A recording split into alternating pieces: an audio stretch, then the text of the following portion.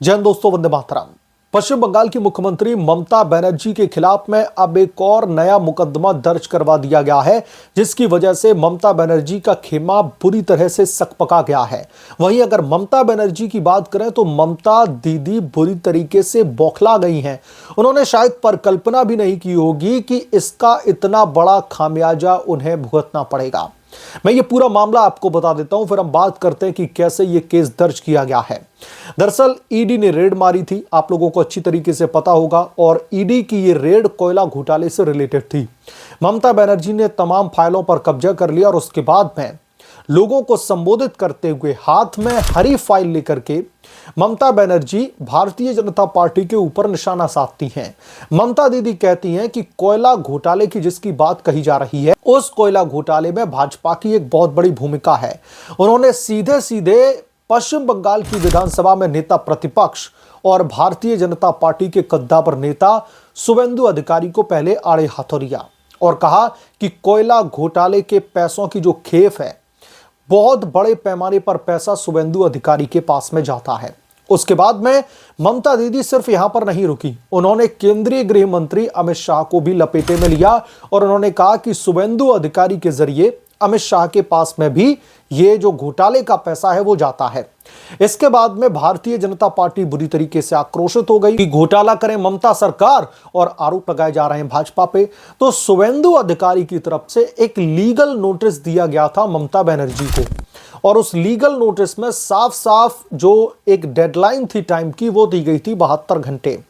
और 72 घंटे का अल्टीमेटम देते हुए यह कहा गया था कि ममता बनर्जी अगर घोटालों के हमारे ऊपर जो दावे कर रही है कि हमने घोटाला किया है, हमारे पास में पैसा आता है, और न सिर्फ शुभेंदु अधिकारी के पास पैसा, अमित शाह के पास भी पैसा जाता है, तो इसके सबूत पब्लिक डोमेन में 72 घंटे के भीतर भीतर लेकर के आए। अच्छा, बीजेपी ने इसलिए कहा कि आप लोगों के सामने सबूत पेश कीजिए, क्योंकि जब ममता बनर्जी बीजेपी को धमका रही थी तो उस समय ममता बनर्जी ने यह कहा था कि हमारे पास में एक पेन ड्राइव है जिसमें इस बात को लेकर के सबूत हैं कि कोयला घोटाले का पैसा शुभेंदु अधिकारी के पास में जाता है और फिर वो पैसा पश्चिम बंगाल से दिल्ली यानी कि अमित शाह के पास में पहुंचता है। तो इसीलिए लीगल नोटिस में 72 घंटे का एक डेडलाइन देते हुए यह कहा गया था कि 72 घंटे के भीतर भीतर आप जो है ये जो सबूत है आपके पास में, जो भी आप पेन ड्राइव की बात कर रही हैं, वो जनता के पास में रखें और यह साबित करें कि भाजपा कोयला घोटाले में इन्वॉल्व है, नहीं तो देश से माफी मांगनी पड़ेगी। तो ममता बनर्जी ने उस लीगल नोटिस का जवाब नहीं दिया। और अब दोस्तों खबर यह है,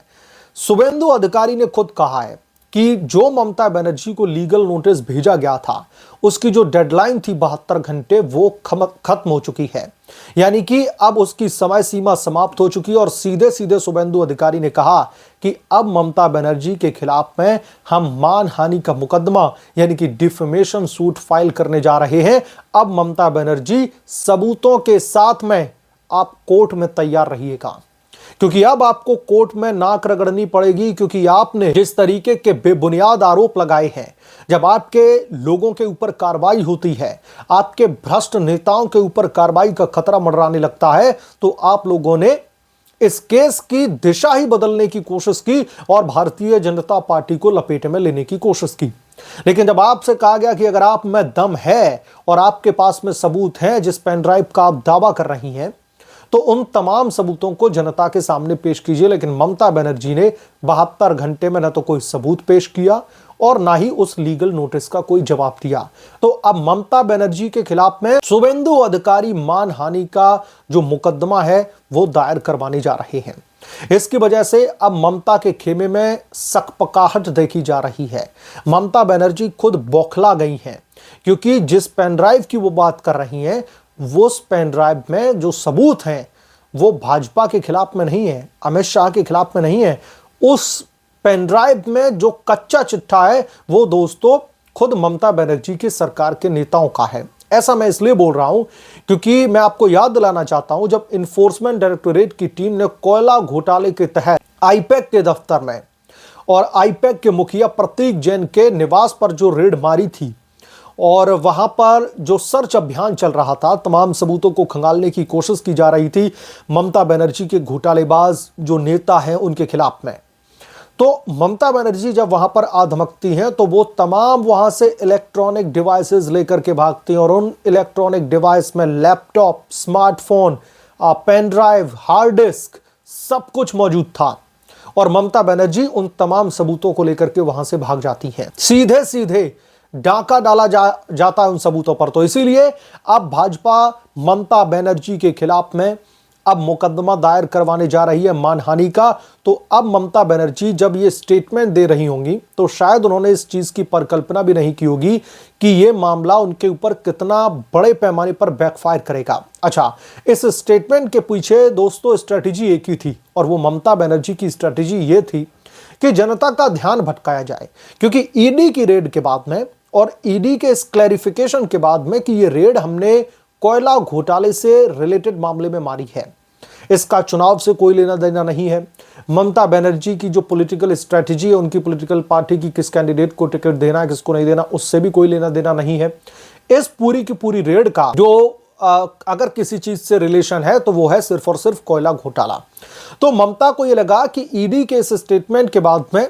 पश्चिम बंगाल की खासतौर पर जनता को अब ऐसा लग रहा है कि पश्चिम बंगाल में ममता की सरकार ने एक बहुत बड़े घोटाले को अंजाम दिया है,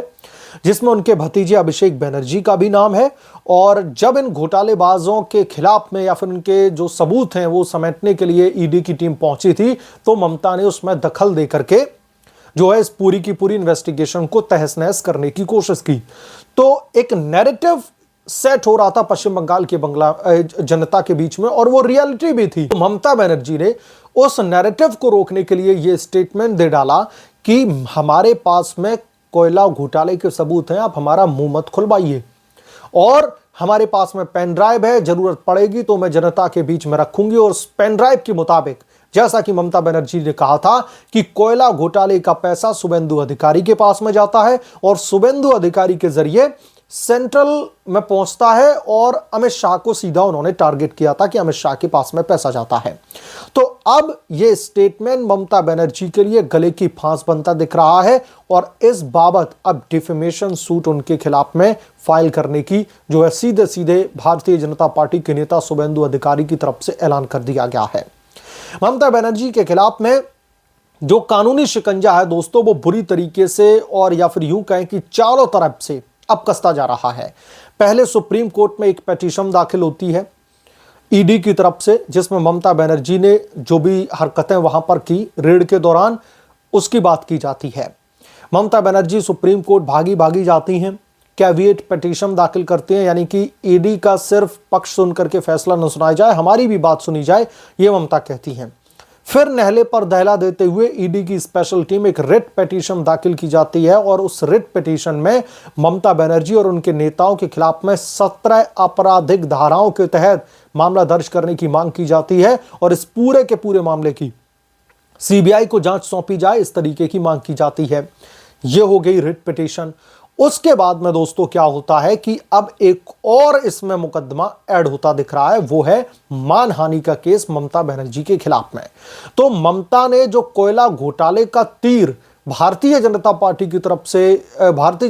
तरफ छोड़ा गया था, भाजपा ने ऐसे ब्रह्मास्त्र का इस्तेमाल किया है कि वो तीर अब मोड़ करके वापस ममता बनर्जी के पास में आ रहा है और अब ममता बनर्जी के पास में उस आते हुए तीर का कोई जवाब नहीं है कि अब वो क्या करें। यह तो देश की जनता के सामने अब भरे समाज में माफी मांगनी पड़ेगी, जो भाजपा के ऊपर उन्होंने शुभेंदु अधिकारी के ऊपर गंभीर आरोप लगाए हैं, और अगर नहीं माफी मांगती है तो जो मानहानि का मुकदमा दायर किया जाएगा और उस मुकदमे की एक कीमत होगी,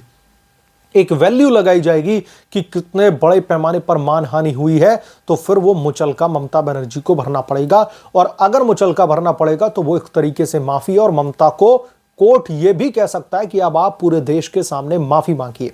बहरहाल ममता बनर्जी की अब मुश्किलें लगातार बढ़ती चली जा रही हैं और इस वजह से अब ममता खेमे में भयंकर हड़कंप है। बहरहाल आप क्या सोचते हैं इसके बारे में, आपकी क्या राय है, हमें कमेंट करके जरूर बताएं। जल्द मिलूंगा किसी दूसरे बड़े अपडेट के साथ, तब तक के लिए धन्यवाद। अगर आप लोग चैनल पर नए हैं तो प्लीज चैनल को सब्सक्राइब करें और साइड बने बेल आइकन को जरूर प्रेस करें, ताकि जब भी मैं कोई बड़ी खबर लेकर आऊं तो इसकी जानकारी सबसे पहले आपको मिले।